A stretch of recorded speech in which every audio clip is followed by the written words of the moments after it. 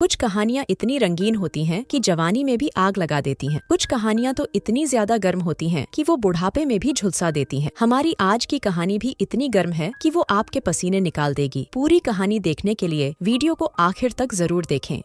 कहानी की शुरुआत निशा नाम की लेडी से शुरू होती है। निशा एक राइटर थी और वो सिर्फ गर्म गर्म कहानियां ही लिखती थी। निशा कई सालों से अपनी कहानियां छपाना चाहती थी, लेकिन उसकी कई कोशिशों के बाद भी उसकी कोई भी कहानी छपी नहीं थी। निशा आज तैयार होकर कहीं जाने वाली थी। तैयार होने के बाद वो अपनी एक कहानी उठाती है और फिर अपने घर से चल पड़ती है। कुछ देर बाद निशा एक बड़े घर तक पहुँच गई थी। ये घर सिस्मो नाम के बंदे का था, जो लेखकों की कहानियां छापता था। निशा के कई बार घंटी दबाने के बाद सिस्मो दरवाजा खोलता है। वो निशा से उसके बारे में पूछता है और निशा उसे अपने बारे में बताती है। निशा के बारे में जानकर सिस्मो उसे अगले हफ्ते आने को कहता है। सिस्मो की बात सुनकर निशा अपनी गन निकालती है, जिसे देखकर सिस्मो डर जाता है। इसके बाद निशा उसे घर के अंदर ले आती है। गन के कारण सिस्मो कुछ नहीं कर सकता था, इसलिए वो निशा को अपने घर में ले आया था। जल्दी ही निशा उसके दफ्तर में आ गई। निशा चाहती थी कि सिस्मो सभी दरवाजे और खिड़कियां बंद कर दे, जिसके कारण सिस्मो ने सभी दरवाजे और खिड़कियां बंद कर डाली। इसके बाद निशा के कहने पर सिस्मो अपनी चेयर पर बैठता है और फिर निशा उसे अपनी कहानी पढ़ने को देती है। निशा चाहती थी कि सिस्मो उसकी कहानी जोर जोर से पढ़े, क्योंकि वो भी अपनी कहानी सुनना चाहती थी। निशा के जोर देने पर सिस्मो उसकी कहानी पढ़ने लगता है, जो कुछ इस तरह से थी।